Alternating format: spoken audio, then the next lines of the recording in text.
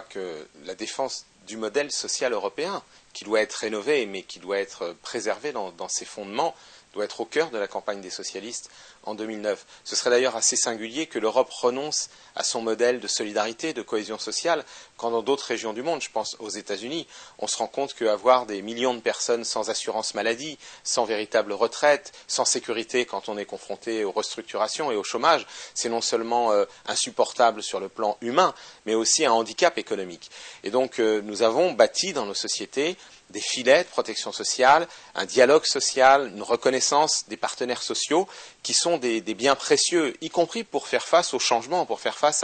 aux mutations économiques, pour faire face aux insécurités de l'économie d'aujourd'hui. On le voit avec les crises financières.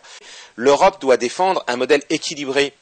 de flex-sécurité qui ne doit pas déboucher sur plus de précarité, mais au contraire plus de sécurisation individuelle pour faire face aux mutations de l'économie. Et puis nous devons défendre les services publics. Au cœur de notre modèle social, il y a toujours eu un équilibre entre le marché, qui est nécessaire, la compétition dans le domaine de la vente des biens ou des services privés, et puis ce qui relève de la solidarité et du libre choix de chaque État membre et de chaque collectivité locale d'organiser des services publics, des services sociaux en dehors du marché, parce que le marché, il a aussi des défaillances, il ne s'occupe pas bien de fournir de l'énergie à bas coût à tout le monde, de fournir des transports publics pour toutes les régions, de fournir un accès, encore une fois, à la santé ou à l'éducation